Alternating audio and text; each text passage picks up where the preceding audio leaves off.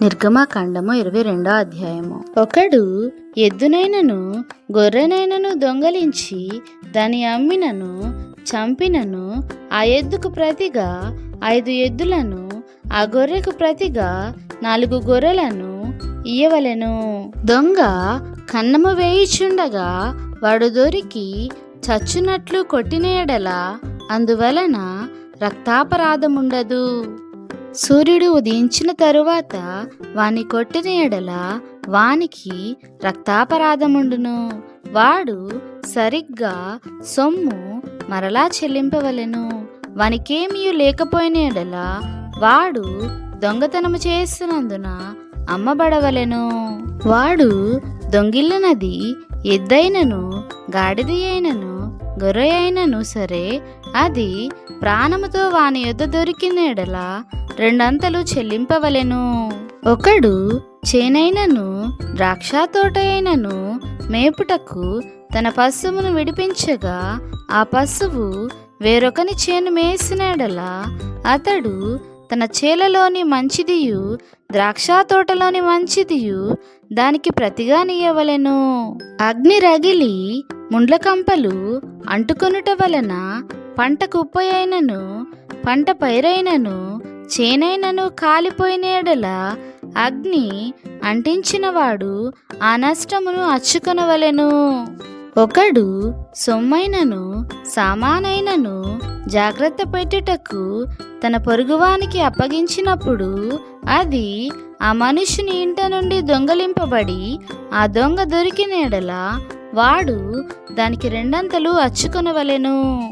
ఆ దొంగ దొరకని ఎడల ఆ ఇంటి యజమానుడు తన పొరుగువాని పదార్థములను తీసుకొనెను, లేదో పరిష్కారమగుటకై దేవుని యొద్దకు రావలెను.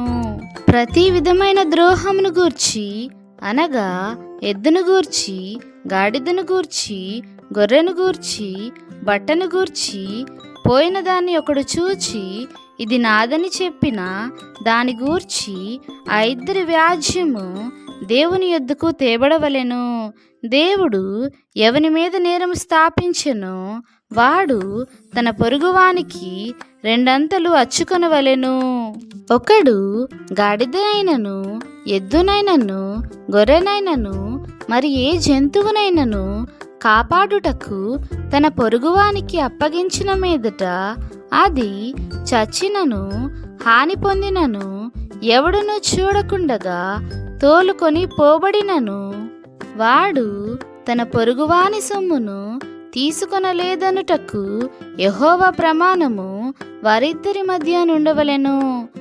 సొత్తుదారుడు ఆ ప్రమాణమును అంగీకరింపవలెను.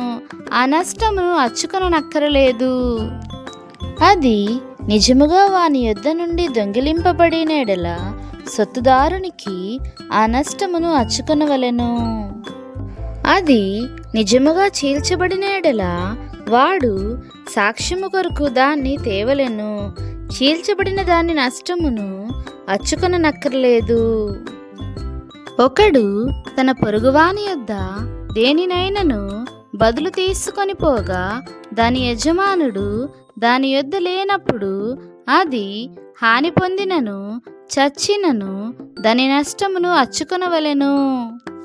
దాని యజమానుడు దానితో నుండిన ఎడల దాని నష్టమును అచ్చుకొననక్కర్లేదు. అది అద్దెదైన ఎడల అది దాని అద్దెకు వచ్చెను. ఒకడు ప్రదానము చేయబడని ఒక కన్యకను మరులు కొల్పి ఆమెతో సేనించిన ఎడల ఆమె నిమిత్తము ఓలి ఇచ్చి ఆమెను పెండ్లి చేసుకొనవలెను. ఆమె తండ్రి ఆమెను వానికి ఇయ్యనొల్లని ఎడల వాడు కన్యకల ఓలి చొప్పున సొమ్ము చెల్లింపవలెను. శకునము చెప్పు దానిని బ్రతుకనీయకూడదు. మృగ సంయోగము చేయు ప్రతివాడు నిశ్చయముగా మరణశిక్ష నొందవలెను. యెహోవాకు మాత్రమే గాక వేరొక దేవునికి బలి అర్పించువాడు శాపగ్రస్తుడు. పరదేశిని విసికింపవద్దు, బాధింపవద్దు. మీరు ఐగుప్తు దేశములో పరదేశులై ఉంటిరి గదా. విధవరాలనైనను దిక్కులేని పిల్లనైనను బాధ పెట్టకూడదు. వారు నీ చేత ఏ విధముగానైనను బాధ నుండి నాకు మొరపెట్టిన ఎడల నేను నిశ్చయముగా వారి మొరను విందును. నా కోపాగ్ని రవులుకొని మిమ్మును కత్తి చేత చంపించెదను. మీ భార్యలు విధవరాండ్రగుదురు, మీ పిల్లలు దిక్కులేని వారగుదురు. నా ప్రజలలో నీ యొద్ద నుండి ఒక బీదవానికి సొమ్ము అప్పిచ్చిన ఎడల వడ్డీకిచ్చువాని వలె వాని ఎడల జరిగింపకూడదు, వానికి వడ్డీ కట్టకూడదు. నీవు ఎప్పుడైనను నీ పొరుగువాని వస్త్రమును కొదువగా తీసుకుని ఎడల సూర్యుడు అస్తమించు వేళకు అది వానికి మరలా అప్పగించుము. వాడు కప్పుకొనినది అదే, అది వాని దేహమునకు వస్త్రము. వాడు మరి ఏమి కప్పుకొని పండుకొనును?